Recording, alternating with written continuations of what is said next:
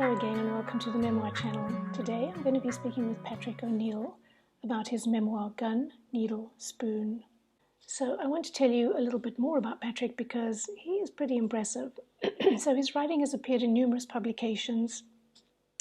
He is contributing editor for Sensitive Skin magazine. He's a Pushcart nominee. He's a 2-time nominee for the Best of the Net. He holds an MFA from Antioch University, and he is the co-coordinator for Why There Are Words, which is a reading series in Los Angeles. And so for the past many years, he has been working in the recovery community. He's a drug and alcohol counselor. He does narrative therapy. He has actually been teaching writing, memoir writing, I believe, in correctional facilities. So anyway, I am very excited to speak with Patrick today. Let's find out more about him. Hi, Patrick. Welcome to the Memoir channel. Hi, Nikki. Thanks for having me. Absolutely. Okay, you're not my usual kind of person that I interview. So I'm allowed to take that. I mean, I find it fascinating that you learned to write while you were in prison. This is what I heard. So Yeah. Please, can you tell me a little bit more about that? Because that's fairly unusual. Yeah. Well, I mean, I was a drug addict for a major part of my adult life and ended up in prison. I went to art school at age 17. I was a visual artist. I did a lot of, I got into film. And then I became a musician and was writing songs. And then I got arrested and sentenced to prison. During that time, I hadn't really been creative at all. I hadn't been that 17-year-old kid that was in art school at all. I hadn't read a book, hadn't written anything, hadn't done anything in many years because I was just a drug addict. In prison, there wasn't much to do. There wasn't much going on there. And so actually, it's pretty boring. It's intense amount of boringness with intense little bits of violence here and there. That's what prison is. Okay. So when I was in county jail, they offered adult education classes. And, I already had my bachelor's degree. I wasn't going to go to GED, but there was a couple classes like creative writing. And I met the woman. She was super nice. And I went to her class and I started writing some stories. And I tell you the truth, I was horrible. I have dyslexia. I couldn't spell very well. I hadn't written anything in a long time. But I felt the same kind of rush of self-expression that I got from music and art as a kid. And I would read the story. We'd sit down, we'd have an hour, we'd write these stories, we'd read them out loud. And I got immediate feedback from the guys in my group. And I was like, oh, this is kind of cool. I got this thing going on. And I started getting into it, and then I started writing, and I really felt like it's something I could do. Felt like something I could do in where I was. Right. I wasn't going to go out and paint anything. I was going to go play any music. There was no instruments. I wasn't doing anything like that. And so I started writing stories about crimes I did, the people I knew, and drugs and all this stuff. Like my life at that time. And I mean, it sounds like you had lots of stuff to talk about, obviously, and all very unusual stuff. So I did, and it was. I was also kind of trying to make sense of my life at that point. I was 40 years old, finally got arrested. I'd never done time before. I was fighting a 3 strikes case in California. That means being put away for the rest of your life. Right. And all these things were happening, and I was trying to figure out what it was. And also, if I wasn't a drug addict, I wasn't a musician, I wasn't in all the industries I'd done before, who was I? What was going on here? And when I got to prison, which was San Quentin, there was a writers group there of men that were writing, that we got together and write.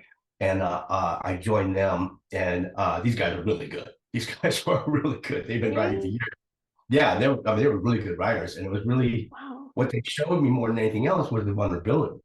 That these guys who are in prison for the rest of their lives for murder are going to sit there and talk about their feelings. I was like, whoa, because that's not something that happens in prison. You don't sit around talking about your feelings in prison. You don't let anybody feel at all. And it was really intense. And they accepted me. And I was like, okay, I got this. And prison in California, most of America is racially broken up, and it's very racist and all this stuff like that, because that's how it works politically. And this group was all races, and none of that was there. None of that. It was just acceptance and talking and being there. And it's quite lovely, isn't it? Right. Because there's a commonality. You found a commonality, and that's quite lovely. and it's an oasis in the middle of this horrible place, you know. And I always tell this story, but at age 40 or 41 or whatever it was, I was on the yard of San Quentin, and I looked out at where I was, and there's the bay behind me, and the San Francisco. I can't see it, but it's out there, you know, city I grew up in, and all this stuff. And how did I get here? You know, what am I doing here? You know, I'm not that 17-year-old kid, that artist. I'm not that musician. You know, and I looked around, and it's just a you know, bad place to be. It's just not where I want to be the rest of my life. And you know, obviously, I didn't get a 25 to life sentence, but I realized at that point that I needed to do something different in my life. I didn't want to come back here again ever. And that's what the change was really I need to you know, I needed to look at what I'm doing in my life and find a new way of doing everything. Sure. And that's what I fell into it. Yeah. So these people that were in this group and writing with you, have any of them completed anything? I mean, have they released anything? Have you read any of their completed works or? I just read the work that we had there, you know, and I sad to say this, but once I left the prison system for the next 10 years, I didn't look back. I never went back and talked to people, and I never got involved again. I was very scared. I wanted to distance myself from all that. Sure. I would lie to people and say I've never been to prison. I've just been to county jail, as if that made some kind of difference. I was trying to figure it out, and you know, finally I came to terms with it, and I've gone back, and not to Quentin, but I've gone back into prisons and taught writing and stuff like that. So I made peace with it, but I was very freaked out in the beginning. Yeah, I mean, I'm sure. So you actually have been teaching writing in the correctional facilities. Yeah. I used to go up to Vacaville, which is another prison in California. There's a men's institution that is medical, and the guys are in there for life, but they're dying, and a lot of them are very have mental handicaps. I don't know if that's the right way to say it, but I'm politically correct. I would go in and teach them every month for a short time creative writing. And they all had these incredible stories, and they were all really insane. And it was like a really intense thing. But these guys were so involved in it that I was supposed to be there for 2 hours, and the guards would come to take them away. I was also locked in a room with 40 of them, this huge giant room. You know, but it was they wanted to be there, you know. Yeah. And the guards would come and say, well, you guys got to go back to your cells. And they go, can we stay and miss going to dinner and hang out with Patrick for a while longer? And they're like, yeah, but you have to stay here for 2 more hours. So I had to be 4 more hours with these guys. And I just said, yeah, let's do this thing. You know, it was awesome. You know, it was like really good. And they presented me some of the weirdest things I've ever read in my life, but it was really intense. It was really good. So it's kind of a give back. So, okay. So I have so many questions, but I guess one of the things I want to know is, because it sounds like when you're 17, you're playing music, you're doing art stuff. I mean, you sound like you're a very creative person. And then from 17 to 40, you're sort of doing nothing other than, I mean, it kind of sounds like you blank out there for a while. I mean, I don't know much about, you know, doing drugs and everything, but it sounds like it sort of took a lot away from you. Yeah, it did. Because it becomes your only focus, you know. So I went to art school at 17, and when I was in art school, it was you know, I'm old, so this is 1975. Punk rock just started, and so I art school was was sort of punk movement sort of started in San Francisco, and so I went in there. I was a long-haired rocker kid, you know. I wasn't a hippie, but I was a, you know, rock and roll kind of guy. And then punk rock hit, and I got into punk, and then I got into heroin. And then I got into music, and I worked in the music industry about 6 years. But at that point, when I was getting about 30, you know, I just stopped doing everything because the drugs just took over. And I stopped being a punk rocker. I stopped all that stuff. I always say the only thing punk about me in those days was I had a leather jacket, you know, and it was just, you know, I just went there. And at the end, you know, I come from you know, my father was an MIT professor. I mean, it's well educated, you know, upper class family. And, you know, at the end, I was running the streets with, you know, the worst scum in the world. And, you know, I was robbing banks. That's what I was doing. And I mean, this robbing banks thing too, because you know, I was reading your memoir, and I mean, it just sounds so scary, and yet it becomes so sort of normalized for you. I Yeah. mean, Yeah. And I wasn't in the group with guns. My dad's a pacifist.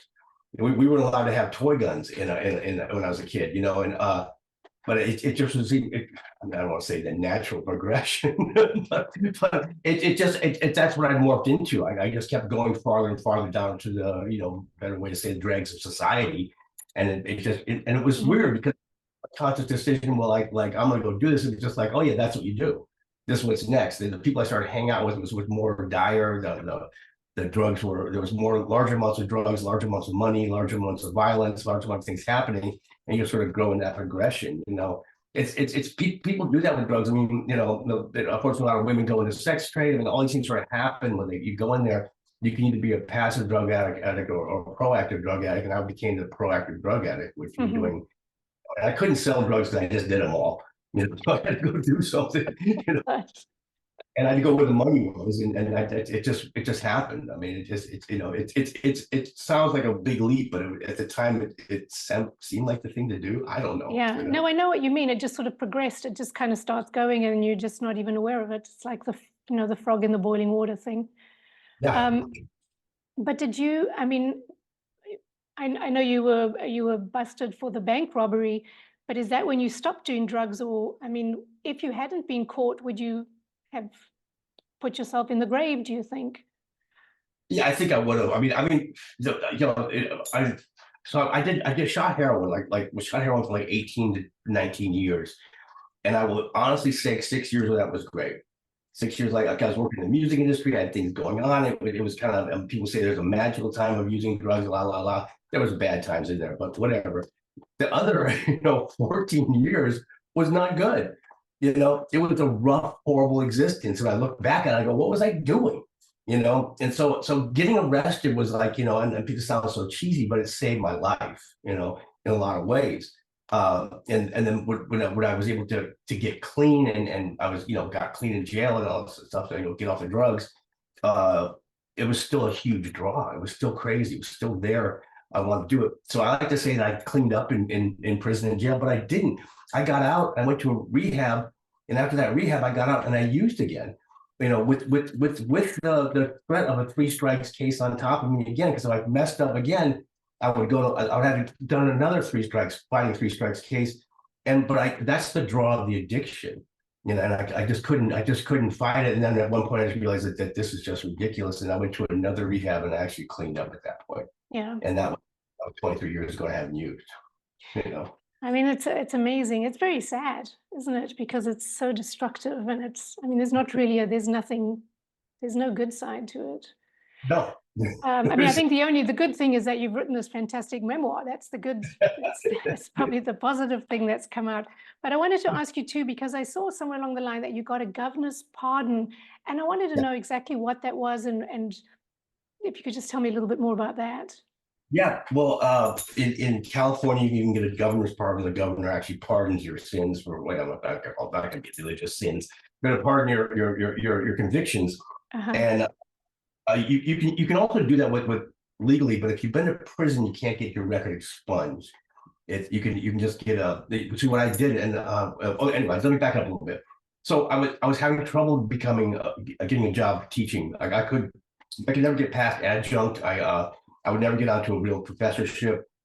I was an instructor, a bunch of other things like that. And I was complaining to some people I knew because basically you have to check that box. Have you ever been arrested? It's not have you been convicted. It's not anything like that. And in California, you can not get hired. They cannot hire you if you have a sex offense or a drug offense, which I had neither. But I did have armed robbery, a violent offense. And I would readily admit that stuff because I don't want to hear about it later. Get hired and go on and find out. And they go, "Oh, why don't you tell us you were robbing banks?" And I was like, it slipped my mind. So I've been applying for jobs and jobs, and at that point I was assistant teacher, making nothing, like really scraping the barrel, because that's what I wanted to do after I got my MFA. I wanted to teach, and I was complaining to some friends of mine. They said, "Well, we know a woman that could help you fix that."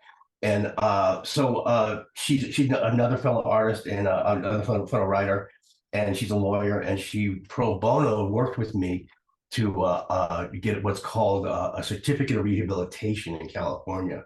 And this is after I've had over 10 years of being clean and sober. I've written this book. I work in the recovery world. I'm a certified drug and alcohol counselor. I teach college. I do all these other things. I go back into prisons and teach, creative writing. There's a bunch of stuff there. It wasn't just like, 10 years later, like, oh, I'm fine. There was actually a trail of things that I actually did that was evidential of what I was trying to change. And at the time, the governor was Governor Jerry Brown, who was a very liberal guy and actually really pro rehabilitation. And so Natasha Dion, that's the lawyer, and she's an amazing writer. If you ever see her books, it's incredible. And she's also a lawyer and many other things, professor and all these other stuff like that. She took my case on. We took it about a year before the court, and I went in there and got a certificate of rehabilitation. And I went into the court, and the judge gave it to me right then and there, which is unheard of. Usually they take it into consideration. But he looked at my background, looked at everything there. He looked at my lawyer, and he said, you've done an excellent job. Because I haven't gotten a parking ticket since then. I'm just sort of really keeping my nose clean. And so what happens is it automatically gets put on the desk of the governor for getting governor's pardon. And then I did a whole another bunch of paperwork and took another year there. And I really didn't expect it because I've been trying a bunch of other stuff, and I've been really working with my lawyer and trying to get some things done, and it wasn't happening. Because I had 2 charges of armed robbery, so it was like a sort of one-off kind of thing. And they look at you as like a career criminal or something like that. Right.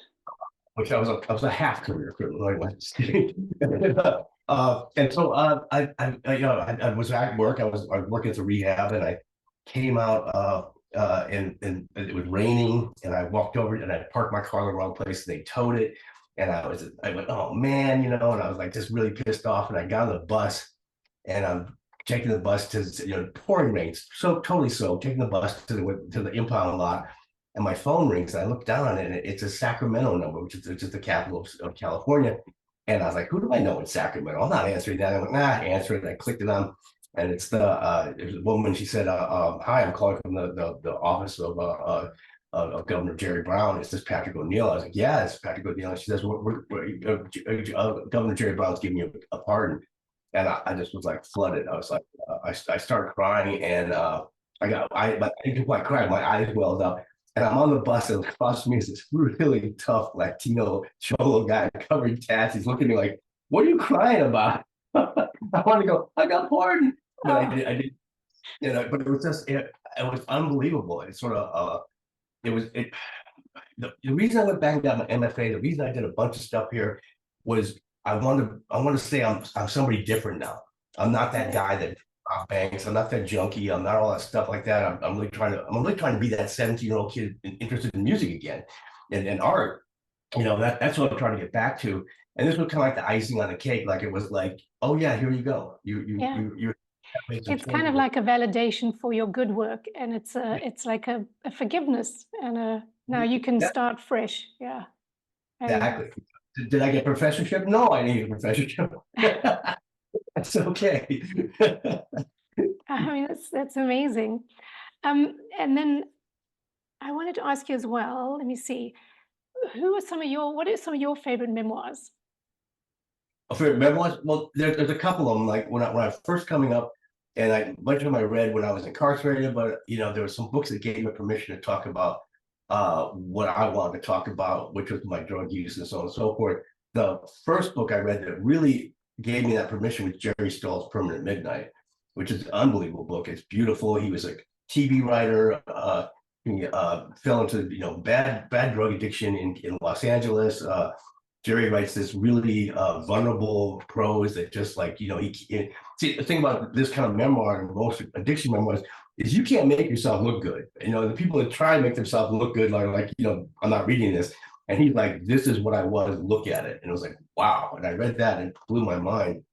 And then another man that I read, another author, was James Brown, not the musician, but James Brown wrote a book called the Los Angeles Diaries. And it's a beautiful book of short stories, connecting short stories of his addiction, crazy mother, siblings committing suicide, and his path through addiction.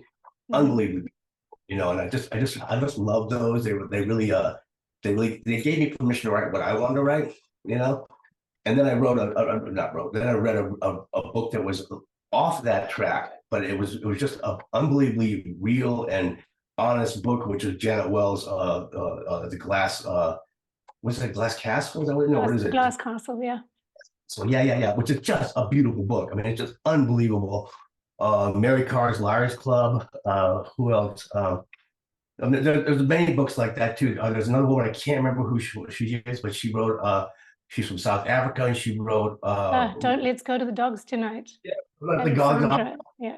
Wait, these books are just like here, this is it. And those were the blueprints that allowed me to go out there and write what I wanted to write. And and without those, I think I would have been scared to write what I wanted to write, because I you know, you can't take this stuff back. You know, once you publish your book and say this is all the horrible things that I did, you know, and this is the change, and this is the narrative arc of me not being that person anymore or moving on from there.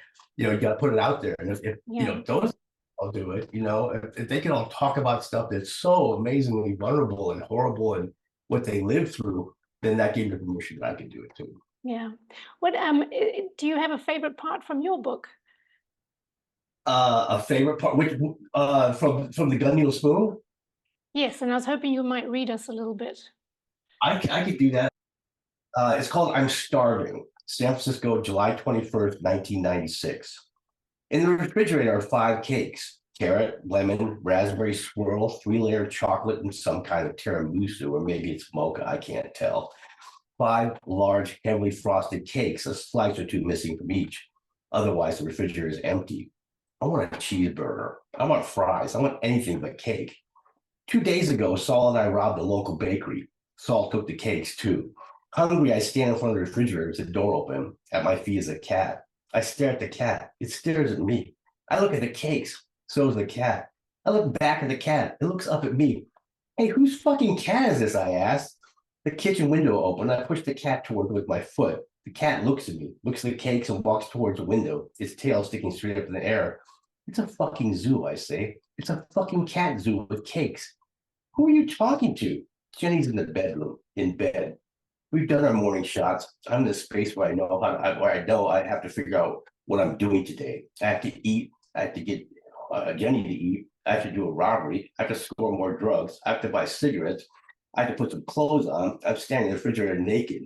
There's some strange cat in here. A Siamese? Yeah, that's our cat. I push my finger in the thick white icing on the carrot cake, scrape off an inch and stick it in my mouth. The combination of butter, cream cheese, and sugar explodes on my tongue. I almost gag. I close the refrigerator, pick a half-smoked cigarette from the ashtray, and lean down and light it on the stove. We have a cat?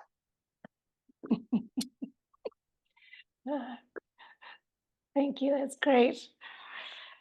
So you go and do a robbery at a bakery and you steal the cakes. Yeah. I love your to-do list. I've got to do this. I've got to rob a bank. I've got to go and do this. Got to go. It's just like it's such an altered state of like it just seems like such a different world to anything I can even imagine. Yeah. That part is me too these days. You know, I literally say these kind of things like, who was that guy? Because you know, like I said, it was the progression of getting to there, and now it seems like, you know, why go there in the first place? You know, why do I want to do that? You know, and I spend a lot of time not trying to regret missing 20 years of my life and trying to catch up for it, you know. And the main, so much I want to do right now. I've got so many books put out on, and the years are cranking up on me. I'm getting older and older. I'm like, am I going to be able to get all the stuff I want done before I pass away? You never know, man. Yeah. You know? And I mean, has it left quite a physical toll on you too? Because I imagine it can't be very healthy for your body. It's not. I mean, you know, I have all of the typical stuff that, you know, ex-drug addicts have, bad lungs and, you know, bad liver and all that kind of stuff like that. You know, I try, when I first got sober, clean and sober, I started making some drastic changes because I actually started caring about myself, like caring about my body. And so basically in the first 3 years, I stopped smoking cigarettes because I used to chain smoke cigarettes. I became a vegetarian. I started exercising. I started doing all these things that was not me in the old days. I was an avid meat eater. I didn't exercise at all. You know, when I was a junkie, I was 125 pounds and I'm 5'10". So I was like very skinny like that. So I started putting on weight, which was uncomfortable. And I started all these kind of things like that. So I needed to sort of work into figuring out how to keep my body in shape and feel okay with myself. So, because part of the drug addiction is how you feel about yourself. And I never felt really good about myself. I Oh, felt really like wonderful parents, sort of, but not a great childhood. They were much more involved in their lives than they were us kids, and we were sort of left to fend for ourselves, and we were sort of raised by wolves. And so, it became I started a better lifestyle for myself and working on things that I never did before, and that changed a lot of my health. I had this thing called hepatitis C, and because of my lifestyle change, it basically went away without any oh, medication, good. usual, and things like that. So it really comes down to actually caring about yourself, which I never did before. Yeah. But it's nice, isn't it, when you shift into that, oh, I actually do care about myself and I do feel I want to nurture myself and be good to myself. It's quite Yeah, pleasant. All right. different So quality. what's coming up next for you? Well, I wrote another book called Anarchy at the Circle K, which is about my life on the road with all the punk bands. This is a precursor to Gunny and Spoon, and so it was when drugs were working, and then came Gunny and Spoon, which was like the first book I wrote. I wanted to write that as the first book. I just couldn't do it at first. It wasn't Mhm. working. I wrote Gunny and Spoon as my thesis for grad school, half of it, most of it. And so I've come around full circle. Now I'm writing a third one, which is going to be the third of the trilogy, which is trilogy something. Well, I know what you mean. Trilogy. Yeah. Trilogy of my life. Anyway, so I'm writing the third one, and it'd probably be my last memoir unless I live to 100. And it's really just after Gun Neil Spoon and getting my life together and working in treatment and being a counselor, and what we talked about earlier was like trying to figure out who I am now. So I'm going through a lot of sort of changes and figuring out what it is I want to do and who I want to be, and writing is all part of it. And that one is called Rattlesnake in a Petting Zoo. And I've written half of that, and I have a rough draft of half of it right now. So I'm in the middle of that. Um, And oh, wait, you have to tell me what that title is about because I'm so curious. How did that come about? I was in county jail, and then there's a rehab in county jail, which is sort of a weird thing. And I was fighting my three strikes case, and I was trying to get like my counselor to write letters for me to go for the judge, because at the time you could get a sentence commuted if you went to like a hardcore rehab, did a lot of time there, got out on probation, and then if you didn't reoffend, your sentence would go away. But the state of California was give me that, but I was really fighting hard for it. And one of the guys that ran the rehab in jail, he looked at me and said, "Patrick, why would I do that? It'd be like letting loose a rattlesnake in a petting zoo." And It's a, it's a great title. what do you Uh, mean? um, yeah, I think that book will be good because I think it's really interesting to know how people manage to cross. I mean, it's not easy, and some people never make it, right? So Well, I mean, it's for heroin addicts, we're the few of us that do make it. We beat the odds. I mean, most yeah, of them go and die or die young. Most of my friends are dead and gone. And then the old age doesn't do well. Like we talked about earlier, health takes over people. And I'm at the age now where friends of mine are dying from not from drugs. They're dying from bad health, and it's really hard. It's a tough one. And yeah. to be someone with a lot of time off the drugs is I don't want to say miracle, but a real achievement. And I'm not sounding egotistical. I'm just going to stop right there. Uh, okay, and then I'm just going to click this away.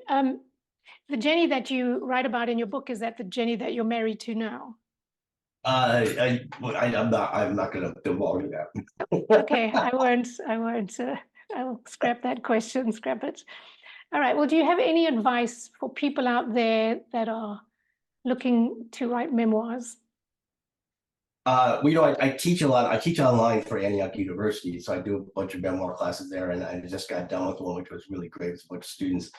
And but my advice is just be honest and just write that book, and don't worry about structure and voice, and also just write it down first and get it down there and you know and be vulnerable and put the stuff out there. The other one is don't sit there and think you don't have a story to tell.